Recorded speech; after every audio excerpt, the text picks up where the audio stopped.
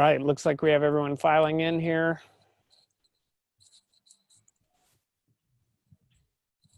Oh, wow. Yeah.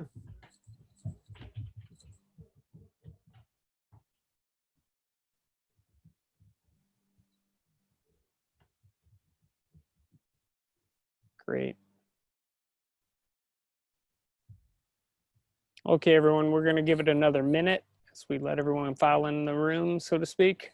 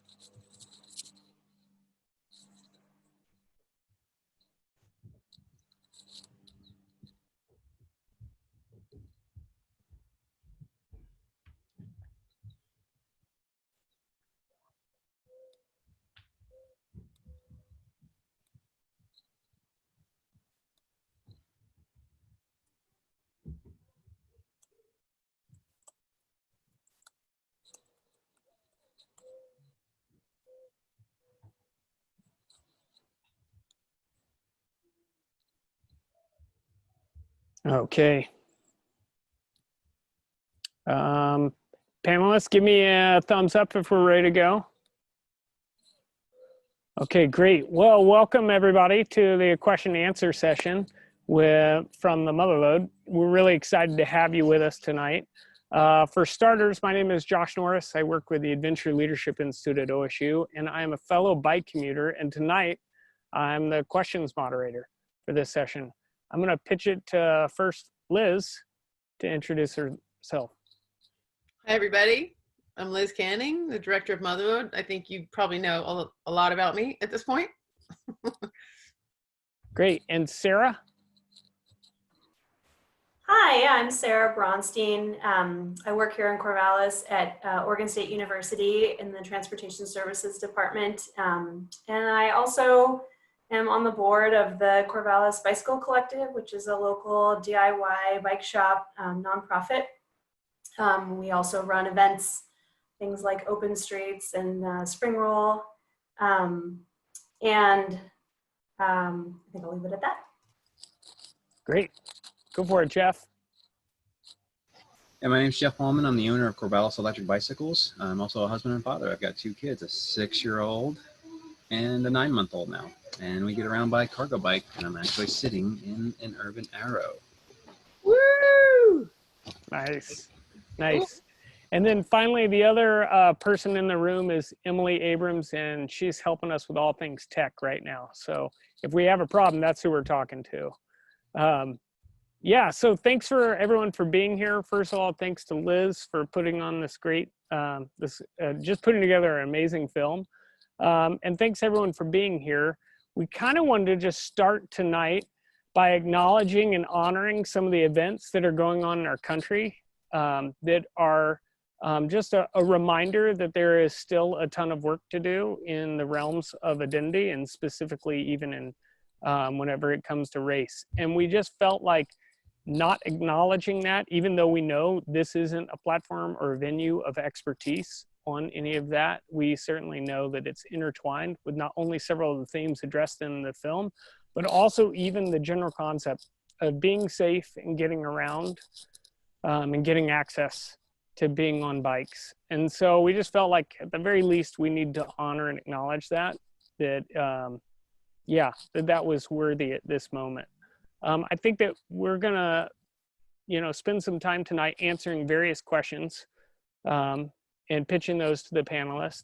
But before we started, I just wanted to find out if there were any general impressions or anything like that from any of the panelists. Are we good to start? Great. Are people gonna submit questions via the chat window? I think there's a question answer session. Actually, yeah, maybe the chat window is the easiest way. So let's see here. Emily, do they have the access to that? Yeah, so folks should be able to see the Q&A option. And if you type in a question that way, I'm able to actually log them as answered or not. So it helps me Okay. log it a little bit. So if you can't find the Q&A function, or if you need help, send me a chat and I'll help you troubleshoot it. Got it. Okay, perfect. Great. So folks, what you can do is go ahead and start filing in your questions there. I kind of had a couple of big questions to get us started off with if you wanted to try. Maybe we'll just start for Liz. What do you think an individual can do to promote being able to start living this way? So it just as an individual, not as a community or anything like that. Just what do you think some of the steps somebody could take? I mean, that's the cool thing about cargo bikes in particular. It's like a rolling billboard.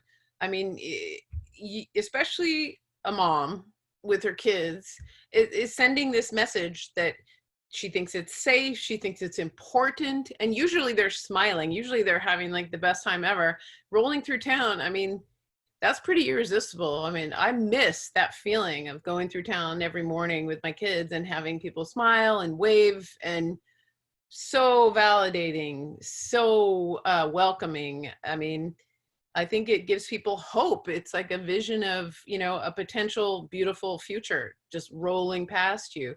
So I think that's the biggest thing. And I think once you do that, most people are so excited about it. Then they reach out to other people. They're eager to let other, you know, friends try their bike. They're eager to tell people about what this experience means. I mean, that's a lot of why I decided to crowdsource the film, because that energy was so intense, and I really wanted to channel it into a project like this. Yeah, that's great. That's great. And I think if they're looking to try even one of those, they could head to your shop, right, Jeff? Y'all have, yeah, go ahead. We've got our Urban Arrow here that I'm sitting as a demo and a rental, and we've got the Extracycle RFA as a demo and a rental as well. And we have Extracycle Edge Runner E-Swoops in stock. We have an Urban Arrow family cargo bike in stock now, and they're already test rides. Yeah, great, great. Okay, and then I was gonna say, Sarah, I'd just pitch it to you. Do you have any thoughts about that question? I'd say the first thing, this is kind of tag teaming on what Liz said, the first thing you got to do is get on a bike. And it feels like the simplest thing to do. And for some people, that's the hardest part, is breaking through the inertia of your life and trying something that feels a little crazy and a little different. And even just, even when you have all the information and the bicycle and the helmet and the tools all at your disposal, just the act of that first ride can be the hardest part. And so I think like that this is your moment, you know, like there are fewer cars on the street than ever right now. Corvallis is already a flat, comfortable place to ride a bicycle if you're here with us watching locally. But this is a really opportune time if you've been waiting to try riding to get yourself on a bike. Yeah, great. Okay, so we've got some questions coming in and they range all over the place. So I'm just gonna pitch them as they come, if that's okay, Liz, Jeff, and Sarah. So the first question is directly related to the film. So how can we have access to the film to share with friends and family to promote this way of living? Awesome. Love that question. So at motherloadmovie.com, you can find out about hosting a virtual screening or hosting a live screening, hopefully when we're able to do that. And then also there are links on the watch page. There's a link to where you can rent the film on Vimeo on demand. And for parents, there's also a PG version where some of the really nasty words have been bleeped out. But yeah, you can rent the film on Vimeo on demand for $7. And you can also buy a gift card. If you want to share it with your friends and family, you can buy a gift card on my website and then send links to 5 or 10 people so they don't have to pay for it. Great, great. And a follow-up question to that is very similar. Is how's this film being distributed? Is it on a streaming system? It sounds like the answer is the way they can share it with out-of-state people is either through the gift card option or through Vimeo. Is that Yeah. right? Thus far, we've been primarily distributing the film through community screenings because I do think that's the most impactful. Like watching this film with your community is the best way to see it and then go forth and make change. The only additional thing that's going to be happening soon is educational distribution. So soon universities will be able to purchase the film and show it in perpetuity. So if you're an academic out there and you're interested in using the film, subscribe to my newsletter on my website. Got it. Great. Okay, so here's a question directly related to some content in the film, and I think the question is, what was the lawsuit in Portland based on, and how do I get those laws in my community so we can sue too? So the thing was, there had been a law passed that said that for every road project, a certain amount of money had to go into infrastructure. And the thing was, the law simply wasn't really being enforced and that money was not being spent. So they really had a very strong leg to stand on with their actions and their, and then in Amsterdam, I think that the biggest thing was there were, children were dying and people were, the cars were killing people. So unfortunately, yeah, in both of those cases, there was already a sort of a really strong argument to be made for people who are skeptics. It doesn't mean you can't find one. Yeah, that's right.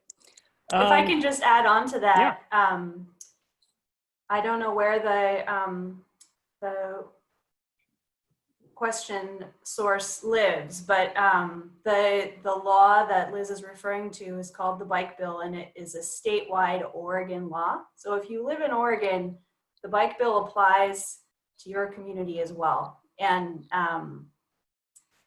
the particular project that the BTA sort of cut its teeth on was in the Rose Quarter in Portland. It was a very high profile project.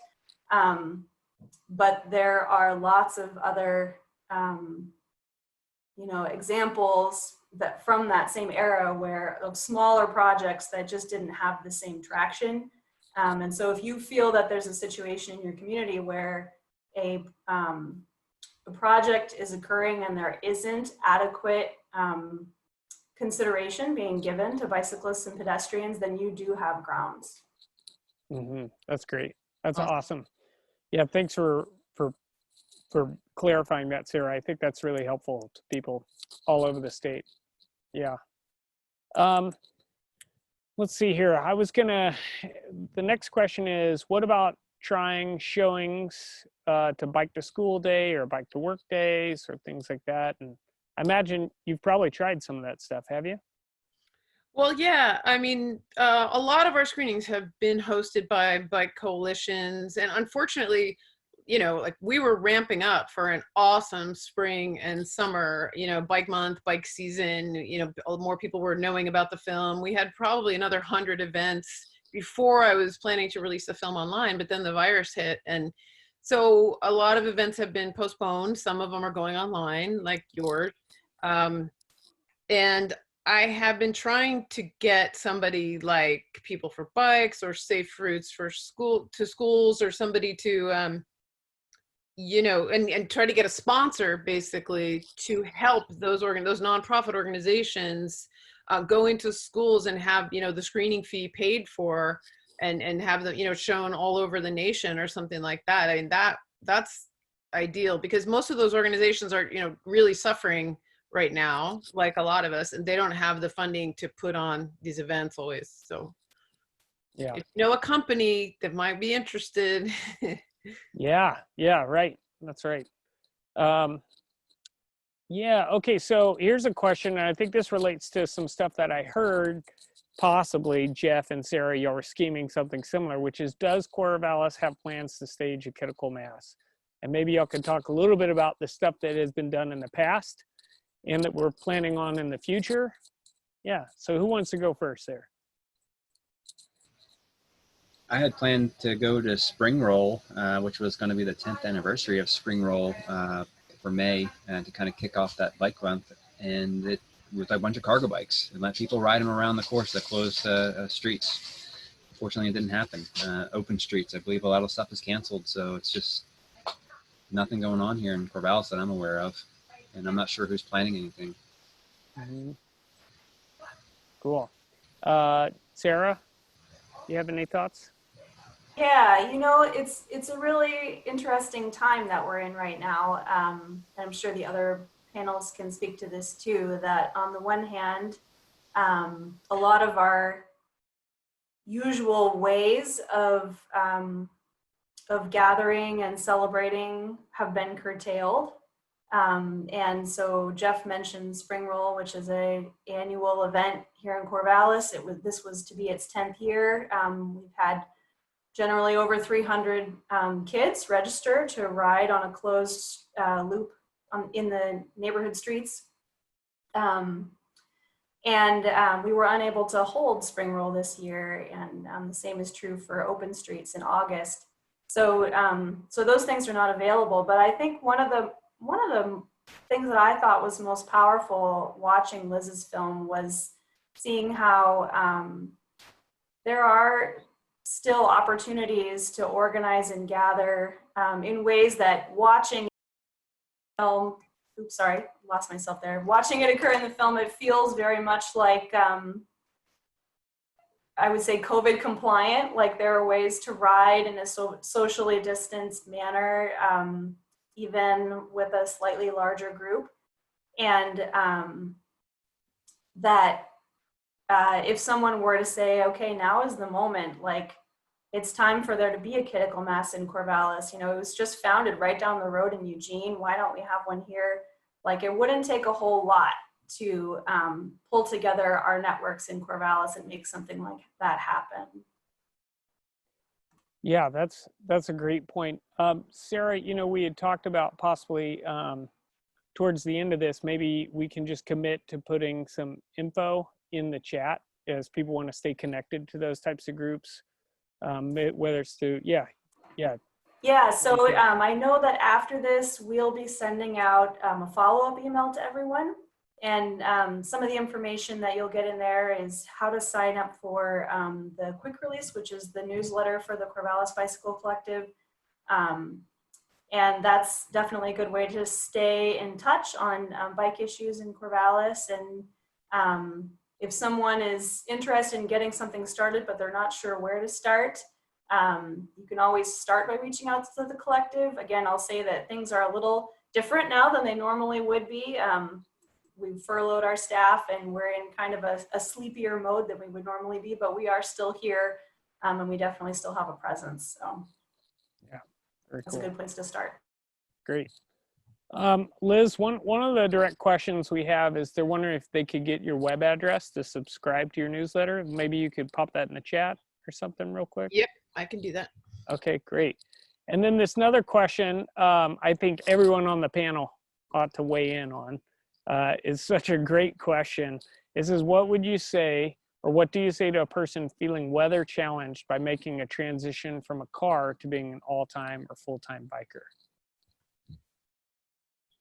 Okay, Jeff, you want to jump in there? I don't remember who said it, but there's a saying, there's no such thing as bad weather, just bad clothing choices.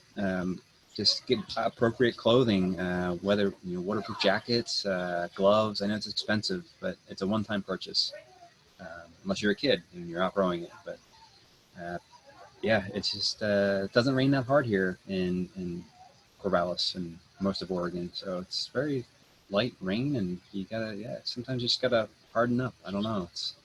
You do it, and like Emily Finch in the movie, it's raining, we're wet, we're cold. It's exhilarating at sometimes.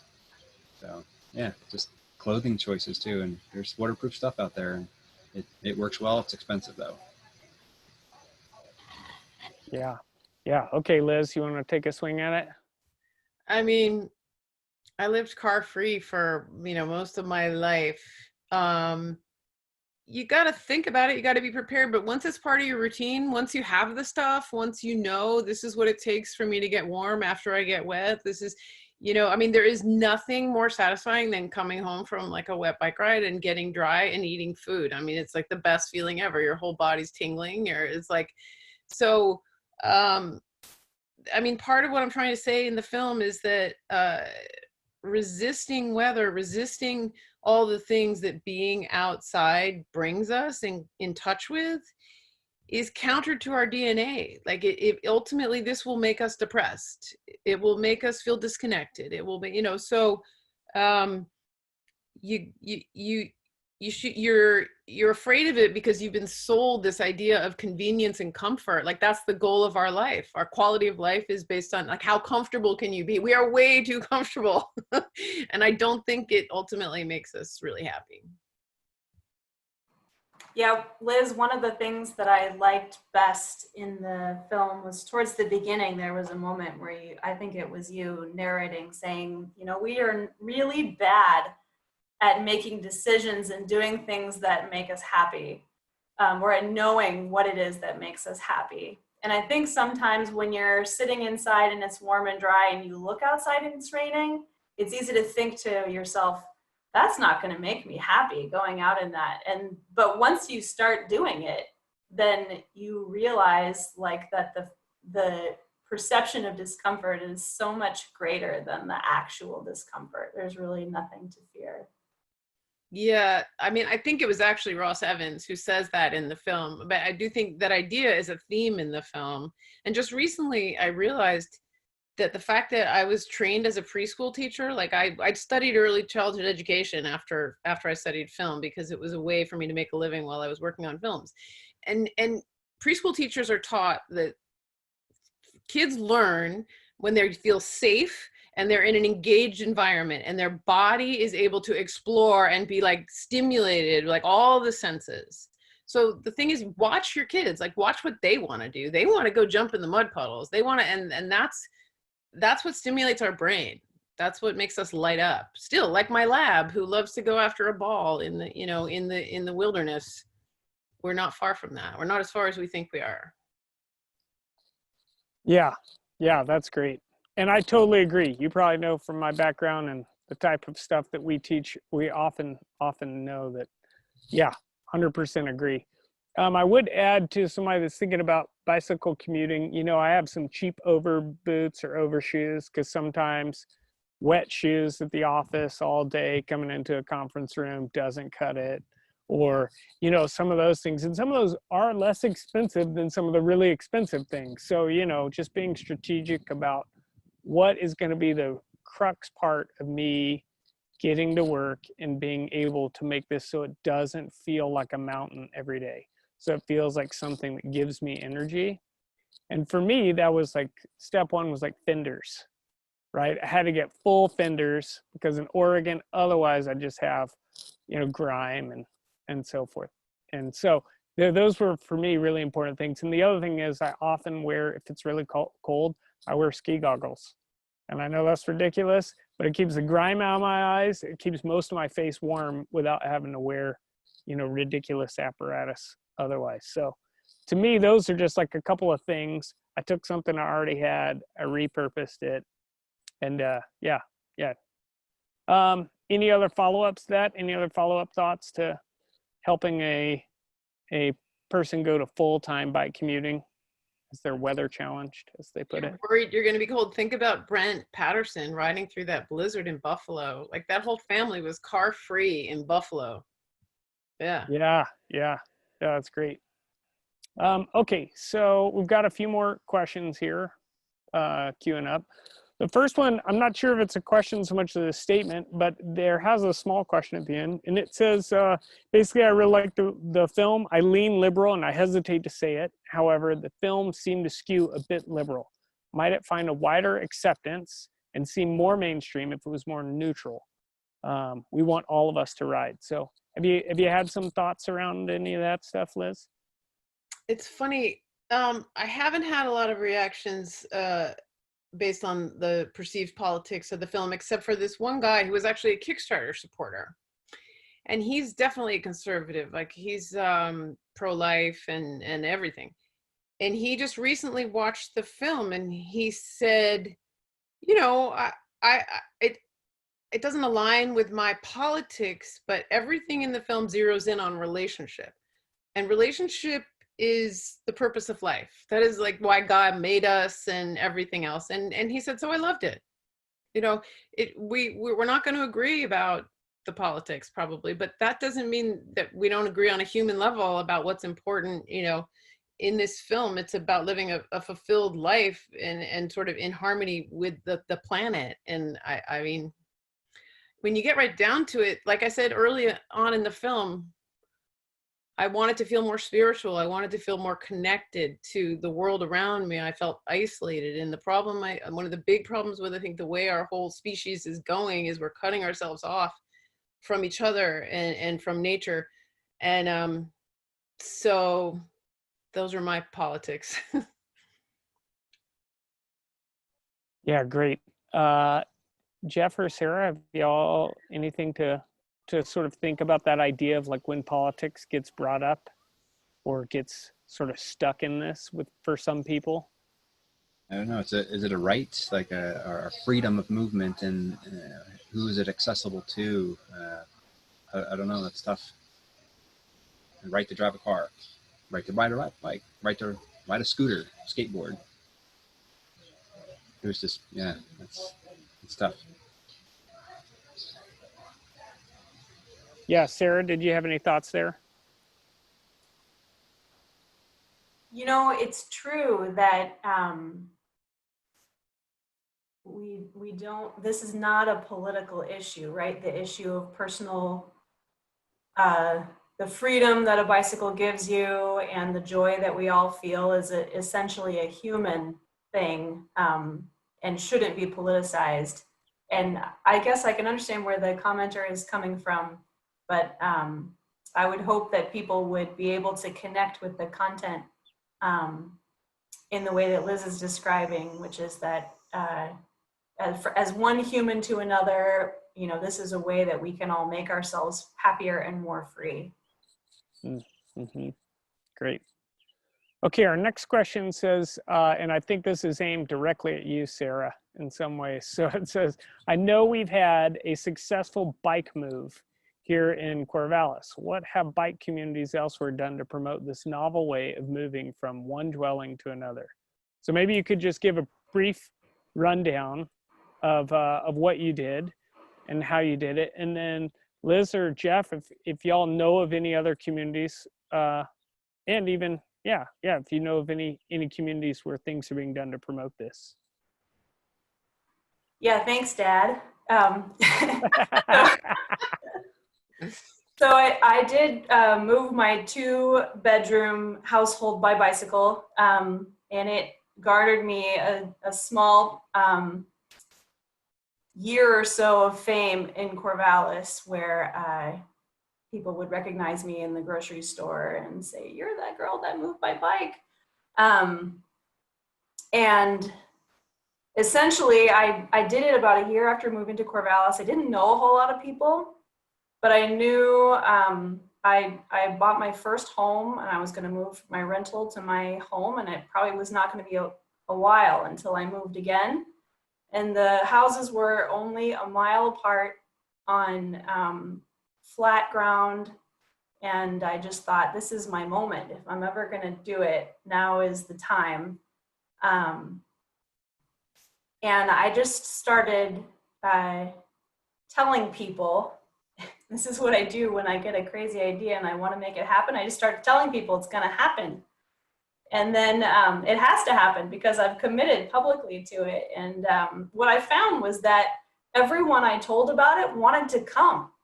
And whether they owned a bike, whether they owned a cargo bike or not. And even in the last week before my move, we were selling furniture on Craigslist, and this couple that came to buy a hutch from us said, "We want to come to your bike move." And so they showed up, and they had just bought a Yuba Mundo, and they put their little 3-year-old on the front, and then they put my stuff on the back, and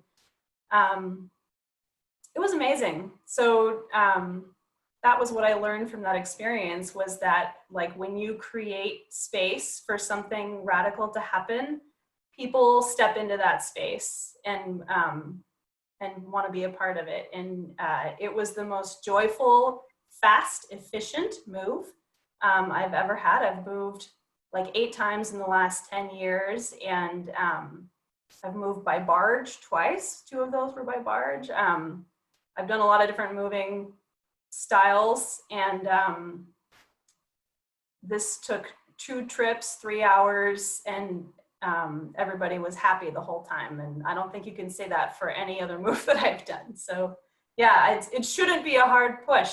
And if anyone else in Corvallis wants to move by bike, I still have the mailing list of all of the crazy people that helped me, and I can assure you that they would be so stoked to get to do it again. You know, one of the other things from the film that I loved, Liz, was like these crazy extra cycle guys saying, like, once we had built these bikes, we just wanted to put as much stuff as we possibly could on them. It turns out that that's what people with cargo bikes love to do, is like one up each other by saying, what did you carry on your bike? Oh yeah, watch me carry this couch in a chest freezer, you know?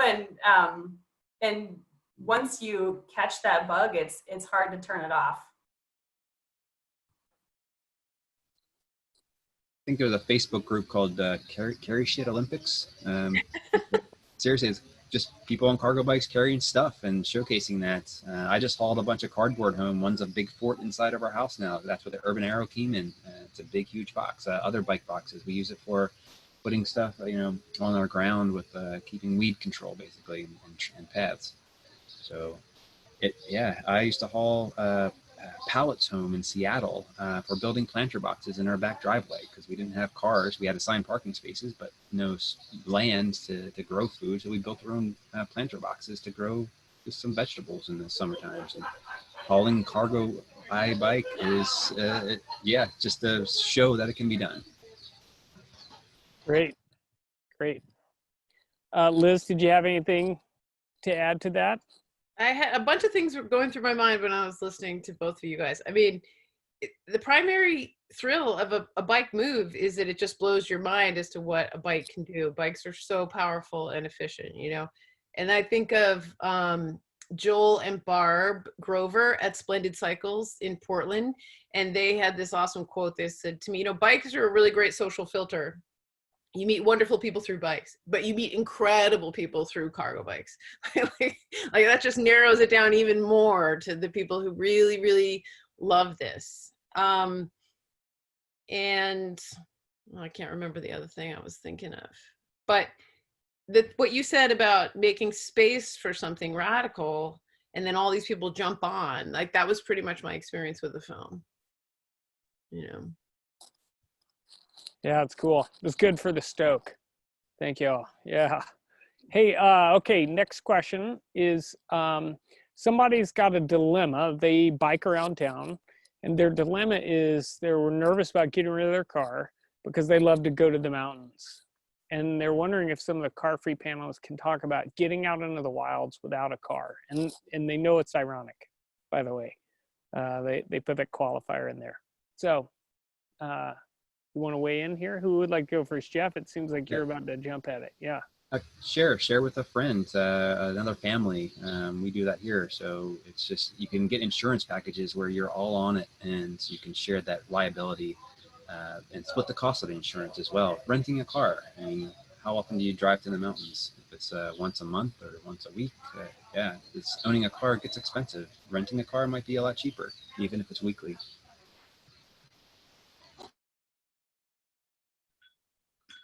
Great.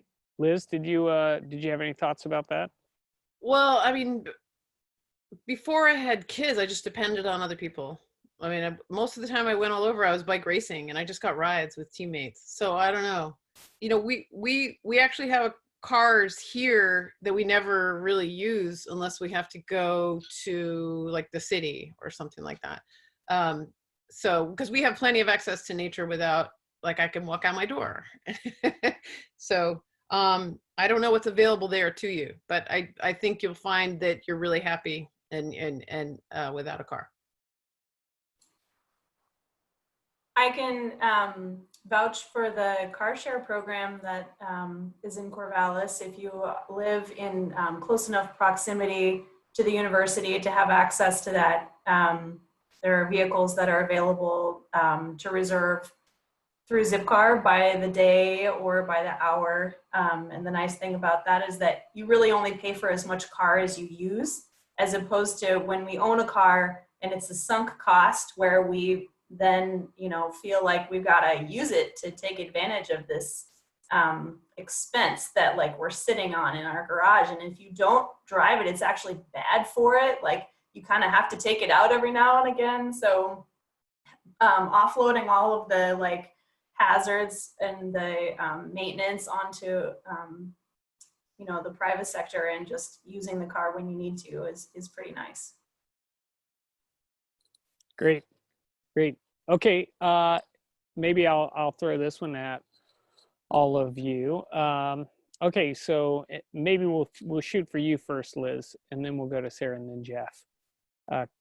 Okay, looking back at your first cargo bike purchase and considering everything that you've learned along the way, what guidance would you give to someone who's considering their first cargo bike purchase? Okay. So I was just so eager, and my husband was so eager to just make me happier because I was really run down. And we found this bike in Portland that was handmade in Portland, and it was supposed to be lighter and we could climb. It was a box bike. I knew I wanted a box bike because I had twins and they were going to be, I knew they would fight over who was closer to mommy and who was in the front if they were behind me. And the idea of having them in the front where they could see everything, I really loved that. So we got this bike, but I never tried it. And it was a brilliant bike, but it was very, the geometry was very sort of laid back. And I have this huge hill that I have to climb. And it's a really, really lovely bike, but it wasn't built for this hill. So we enjoyed it for many years and we eventually put an electric motor on it, but I wish that I'd had a chance. I wish that I'd gotten to ride it. I mean, you really, even if it takes a family trip, I mean, you guys are lucky that you have Jeff and he's got an Urban Arrow. Do you know how cool that is? I mean, this really, that is the bike right now. Everybody's talking about the Urban Arrow. But it's worth making your way to, you know, do some research beforehand, but then go to a shop where they really know what they're talking about and try a whole bunch of bikes. Or if you see someone riding down the street, I swear, if you see someone riding down the street on a cargo bike and it looks interesting to you, wave them down because they will be thrilled. They would love to have you hop on their bike and take a spin and just try. Different bikes appeal to different people. Really, you never know. So I would just advise everybody to try lots of bikes with kids on them. Great. Okay, Sarah, you want to go? So this is like the next level of the my first bike question, my first cargo bike. I discovered the joys of carrying things by bike when I was in a position where I didn't have a lot of money. We were already living as a one-car household, so car light.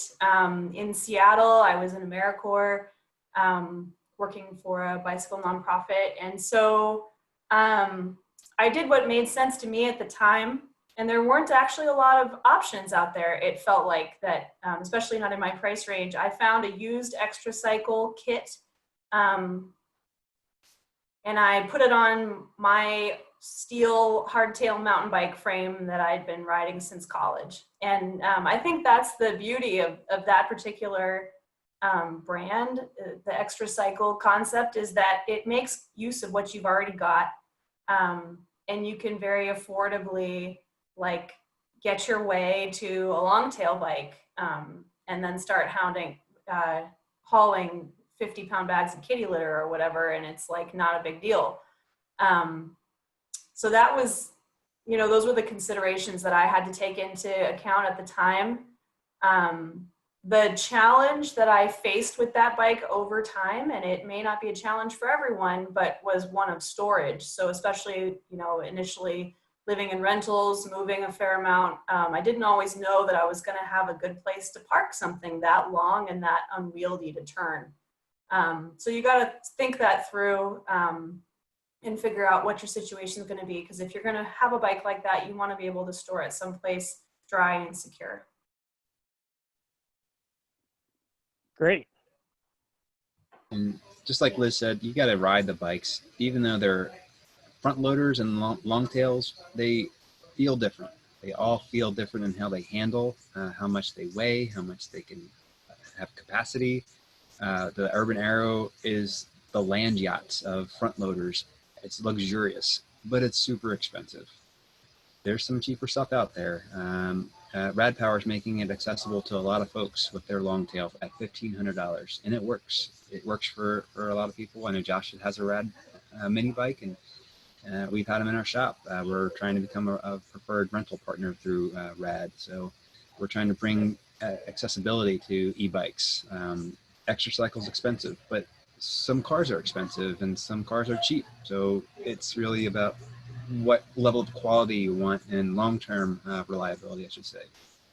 So there's a tool out there for everybody, and they all feel a little different.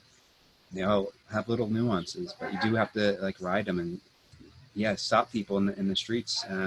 We have a connection with our customers who have bought cargo bikes we could get in touch with. They'd be happy to like meet you and meet at the shop or figure out a way to let you ride their bikes and see how they're using them too.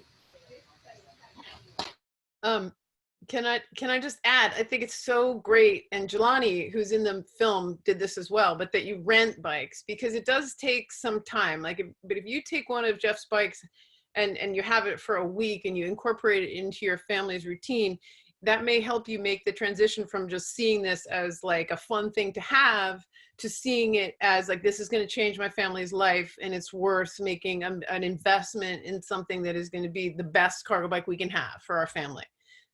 So consider that, renting it for a week or whatever. Yeah, that's great. We also have a shout out here in our questions to Lane at Chetma Cargo Bikes. So April says that he was in the film. He made their bike. It was their 100th one. So we just wanted to acknowledge that. He makes a great bike. Yeah.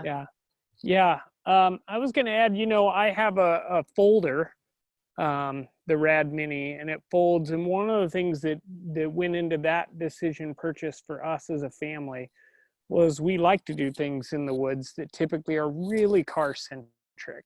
So for example, if you're a whitewater kayaker or you want to go rafting, you have to bring 2 vehicles to pull off getting back at the end of the day. And so we knew having a bike, one that we could take and ride on really unbike friendly terrain. Sometimes they're backcountry highways on the side of a river, right? And so, and also I didn't want to buy a parking pass at my work. So looking for a bike that can do all those things, right? Carry lots of equipment back and forth to work and also be folded up and stuck in your car, which I think is a little bit pertaining to, you're going to have to identify, like you were talking about, Liz, what the hurdles are in your life, which will help you select like what you're trying to answer with this bike.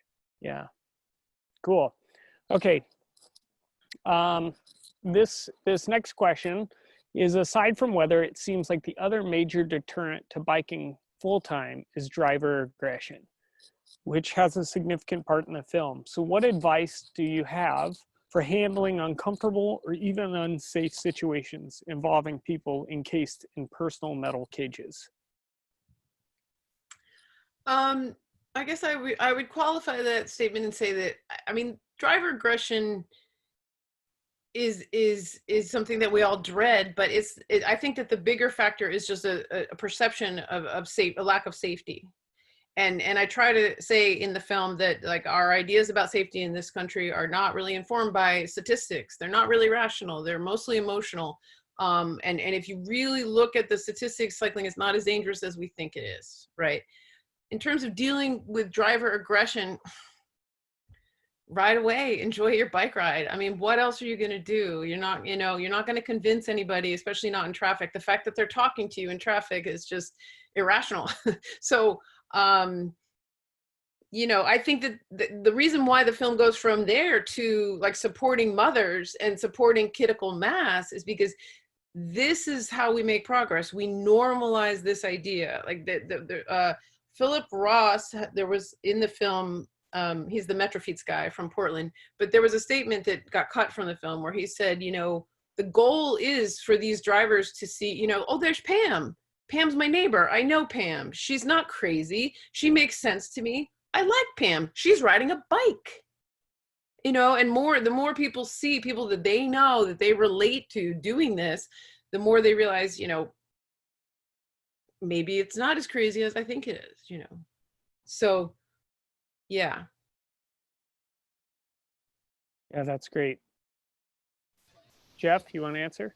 There's really disgruntled people on bikes too, and everybody has a bad day. You just have to assume they're having a bad day, and life sucks for them. But yeah, say wave hi, and you know, wish them a good weekend or a good day.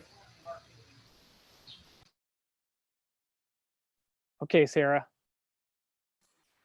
Yeah, listening to everyone, I think we're probably all flashing back to moments we've had where maybe people weren't their best selves in the moment. And I can definitely say that it's very difficult in a hot moment to stay cool. And the times when things have gone the worst for me was when I let that hot moment rule my head. And so Jeff is right. Like, you have to remember your rights, and that you know, and remember the joy that this activity brings you, and don't let this person take that away from you.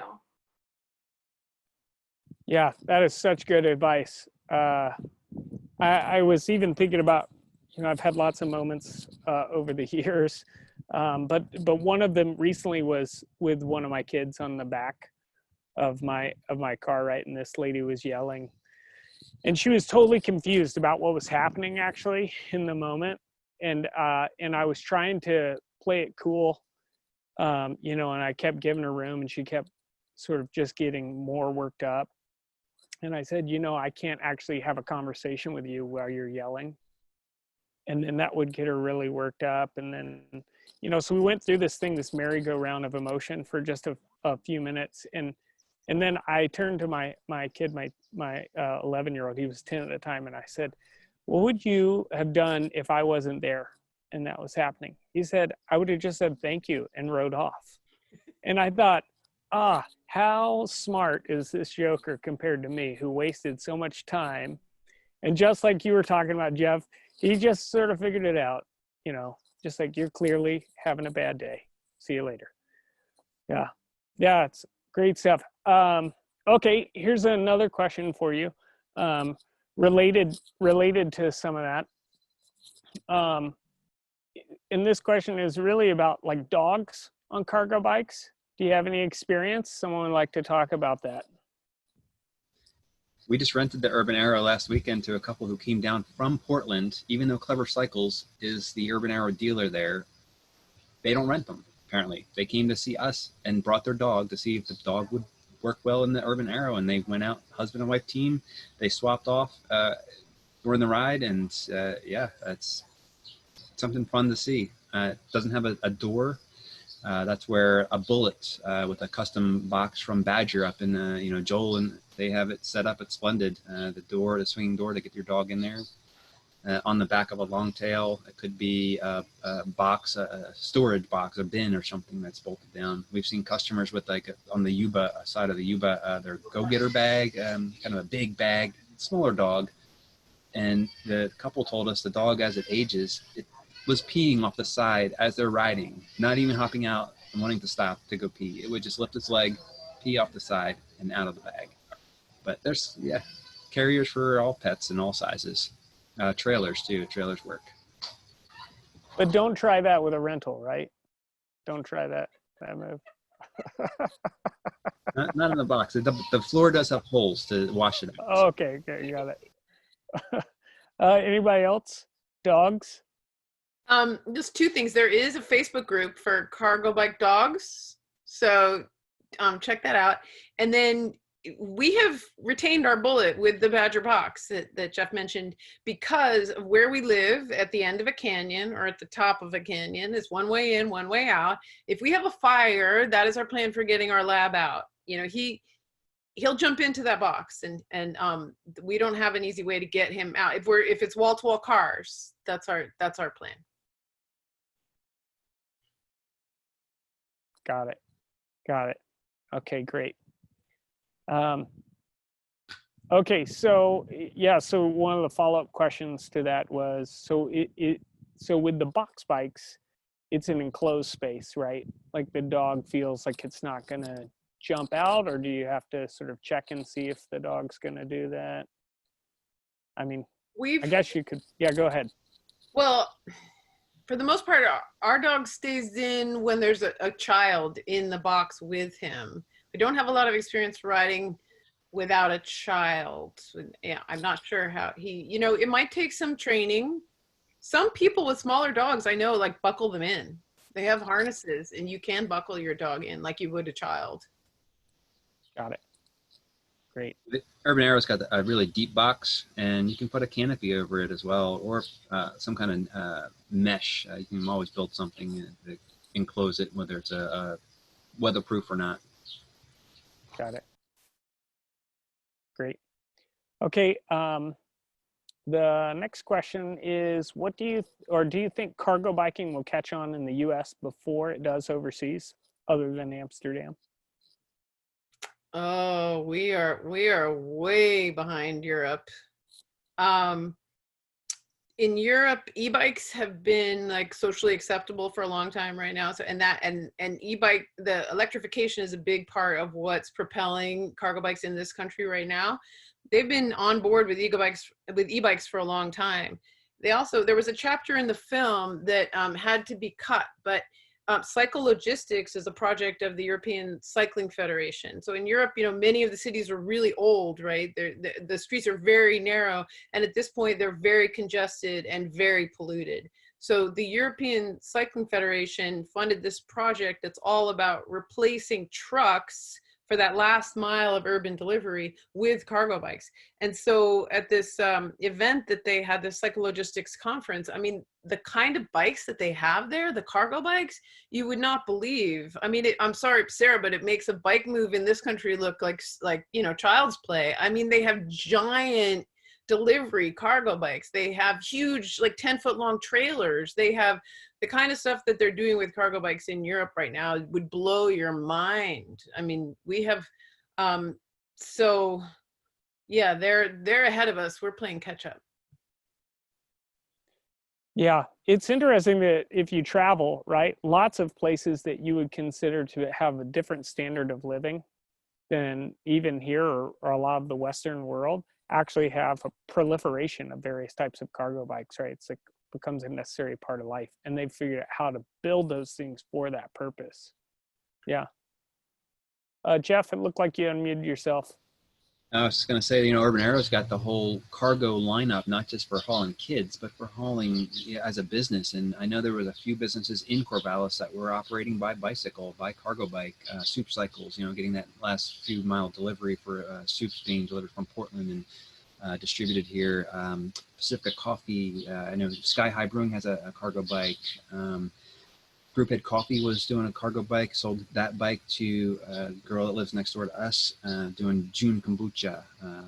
So she sets up at the farmers markets, and yeah, it works for multiple things, not just hauling kids.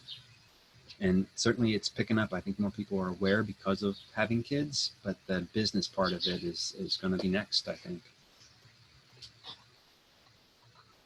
Yeah, you touched on something there, Liz, that I think is interesting. When I first got an e-bike, and I still mountain bike, right? But when I first got an e-bike, especially for hauling stuff, I got a lot of that's cheating comments and that kind of stuff from my friends that are cyclists. And what I was trying to help convey to them was you have to start seeing it not as one bike competing against another, but as a part of a transportation solution. Right? If this is instead of a car, is right. a different thing than this bike versus that bike. Right? Absolutely. Yeah, I mean, Yeah, speak to that a little bit. there's no shame, zero shame. I mean, when I got my electric motor, I mean, I was the type of cyclist, I did 200 miles in one day with 16,000 feet of climbing. A lot of it was steep, right? Like, I never thought I would want a motor ever, ever, ever, ever. But it is not fun to try to carry two babies up a half-mile long hill that averages 13% and gets up to 22%. And so at a certain point, you start going, I just don't feel like it today. I'm not going to do it. I'm going to use the car. So the thing about an electric bike is you don't have an excuse anymore. Suddenly you can use a lot of assistance. You can use a little bit of assistance. You will ride more. I mean, studies have been shown people will get fit because they have an electric bike and they just use it every day because there's no reason not to use it. If you're too tired, if you're late, if you have to hurry, hop on your electric bike. So, there is no shame in it. And the fact in this country that there's still a stigma around it is because here there's been such an emphasis on bikes as a recreational vehicle. We're so alienated from these like lycra clad, sunglass wearing athletes who are kind of elitist. And we have trouble realizing that the bike is simply the best tool for certain jobs. That is all it is. Yeah, great. Any other thoughts from the panelists around that? I know, Sarah, you and I have had some conversations around e-bikes as just part of a transportation answer. Yeah. Yeah, I think that there was a part of me that probably used to feel the way that Liz was describing, not because I was ever a competitive cyclist or particularly athletic, but because I just always liked to feel like I was doing things on my own power, and human power transportation felt like the purest, cleanest form of getting around. And the amazing thing about the e-bike that sort of turned me around was watching how it opened up doors for people who would never otherwise ride a bicycle. And once I watched that happen to two colleagues of mine here at Oregon State, I just realized, like, this is really, there's magic here when you can take someone who has a seemingly impossible distance and suddenly they're able to ride every day.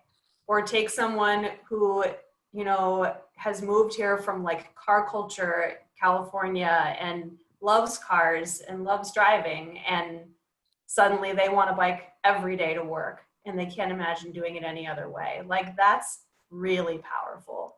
And there's, not only is there no shame, but there's immense power in that.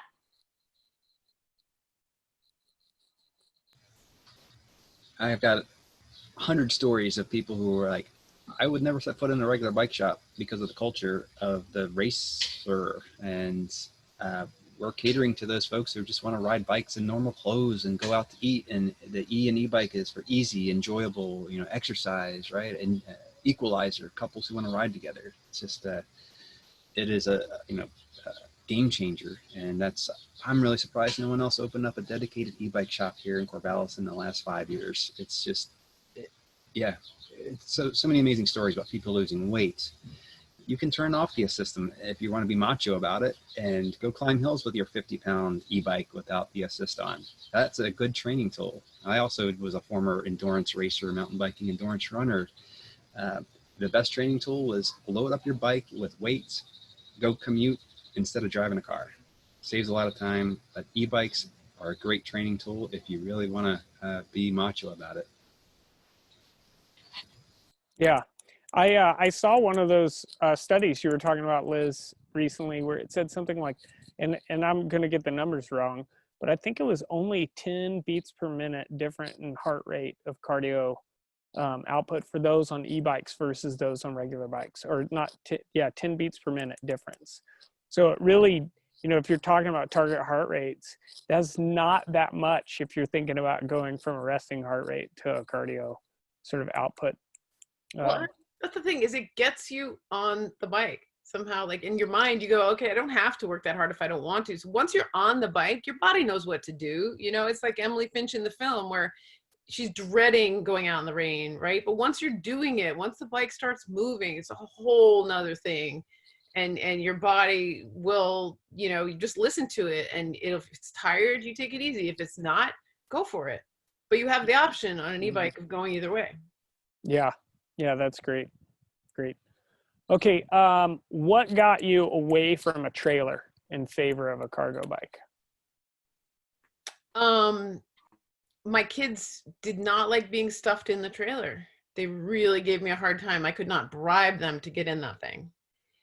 And then, honestly, and also, you know, it felt like I was pulling luggage around town. I mean, it sort of felt to me like I was just dragging this object behind me that's like 3 or 4 feet behind me. Like, that's not a shared experience, really, you know. And the difference was when they're in front, you know, and when they're little babies and they're in front of you and you can touch them and you can talk to them and you can point out things and you can count, like, how many, you know, dogs are we going to see? How many mailmen are we going to see? How many flowers are on the trees? You know, I mean, the conversations you have with small children in a cargo bike are pretty awesome. I mean, we used to pretend that the bike was like Chitty Chitty Bang Bang, and she knew the way around the neighborhood, and she would take us on adventures and tell us which way to go. And yeah, it was way better than a trailer, I have to say. Trailer's an awesome, you know, place to start. I'm actually going to tell a reverse story to that and say that I have shifted from a cargo bike to predominantly using a trailer, but mostly because I really like the flexibility of taking it off my bike when I don't want to use it, and then just having my bike be a bike. So I think like we've said about everything, there's the right tool for every scenario, and you just have to know what your needs are. I did the whole trailer thing when our first daughter was young, and it was much easier with electric assist to pull a trailer, and that's the most economical way to haul kids or groceries. Most trailers have about 100-pound capacity or load limit. So your kids will eventually outgrow it, and you'll kind of go outgun that load limit. So now you got to step up to something beefier. That's where cargo bikes come in. Yeah, we spent our first few years actually as testers for Burley. We spent a lot of time on all their like every time a new one came out, we were on it. And I agree with you, Liz. Actually, everything everyone's saying is exactly true all at the same time. and that is, it felt like penance, right? At some point, like whether I was dragging them on cross-country skis in that damn thing, or we were trying to get groceries and moving 2 kids at the same time, realizing that by the time you put 2 gallons of milk in there, the axle's all flexing with both kids, and you still have 2 arms full of groceries. And you know, and also realizing that trailers are way better now, right? That they're not the same as they once were. And so I think probably all that's true at the same time. Yeah.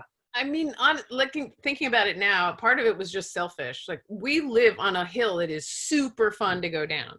You have like a seriously heavy low center of gravity. You can fly down my hill. And I love doing that. You cannot do that with a trailer.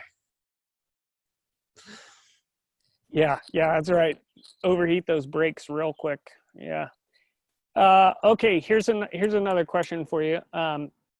Many people in the movie were wearing sandals or flip-flops, like shoes. Is that really okay on a bike? Again, I think that in this country, you know, I mean, in Europe, when I first made my trailer in 2011, and I was talking to a friend who lived in Berlin about showing it there, the very first little promotional piece I made for this film, he said, I don't think people here really want to see all those helmeted children. Like, that is a downer. So, you know, and I get the reverse here. Like, how can you have so many people in your film without helmets? So, I mean, yeah, you could get your foot stuck in the chain, I guess. You could get your foot stuck in the spokes, I guess. But you know, it's like Ole says in the film, life's a risk. I mean, everything's a risk. And if you're really comfortable on a bike and you've been riding it for a long time, the chances are that's just not going to happen. I think too, it's kind of tied to our perception of like what a bicycle ride is supposed to be like and feel like, what you're supposed to wear when you're on it. And we all have sort of preconceived notions that it's fast, it's dangerous, you need to be equipped properly. And riding a bike in sandals is really kind of fun. Like, and sort of knowing like, these are probably inappropriate footwear, but like, it feels like when you were a kid and you got on a bike wearing whatever you happen to be wearing, maybe nothing, maybe you were barefoot, and like, that freedom just felt amazing. I'm remembering my my parents had these James Beach Cruisers with these pedals that had foam on top of them, and it's intended to be ridden barefoot. It's just beach. Think about cruising down the street, going to the beach. I grew up by the beach, and we yeah, you're just cruising. But yeah, you have to know your limits too. If you're going to be going fast and you are possibly wrecking, you could have some dangerous situations. But knowing your limits and riding appropriately in the gear that you've got. Check out naked bike rides. They're out there, and people are riding completely naked. It can be done. Check out also Cycle Chic. So Cycle Chic started, I don't know, like 5-6 years ago. And it's basically, there's Cycle Chic in various cities all over the world, but it's really, there's a collection of photographs of people riding bikes in like beautiful clothing. I mean, there's women in high heels, and that's not unusual in a lot of countries where bikes are, you know, considered the best way to get around. There's women riding in long skirts and high heels, and men riding in full like 3-piece suits, and it's just not even given a second thought. Yeah, that's great. Okay, I was going to add into there, but we're running out of time. So I wanted to do one last thing, and that is Sarah or Liz or Jeff. Actually, everyone feel free to weigh in, but we wanted to make sure that we mention to people, speaking of disgruntled cyclists and motorists, we wanted to make sure people knew about the new stop sign laws for cyclists in the state of Oregon, specifically what we're calling the Idaho stop law. So Sarah, would you want to give a quick rundown about it? I can try. So in I think it was just the last legislative session,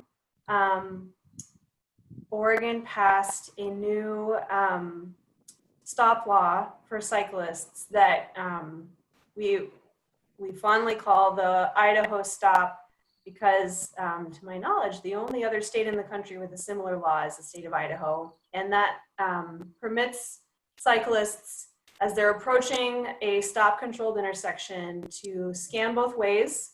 And if they identify that there's no other traffic and they have the right-of-way at the intersection, they can proceed without coming to a complete stop. And it essentially legalizes what I think we can all say, now that it's legal, that we've been doing all along anyway. Yeah. So to sum it up, basically, if there is in fact room to do so, to treat it as a yield sign, meaning if there are no other cars queued up or there, traffic allows to treat it like a yield sign. Yeah, that's correct. And if there are other vehicles at the intersection, then you are obliged to stop just as you would normally stop.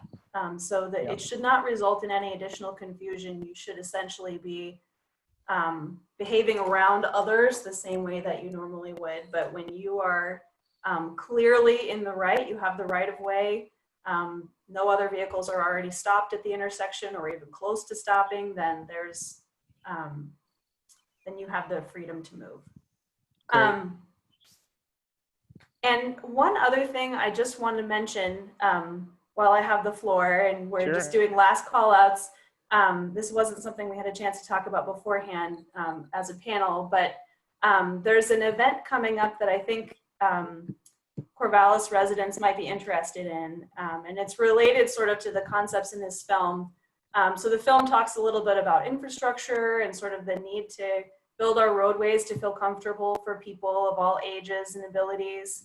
And Corvallis is considering a pilot project this summer where a roadway in town called Circle Boulevard would be redesigned and repaved temporarily for a year to have our first buffered bike lanes, which are bike lanes with a painted separation between the bike lane and the vehicles.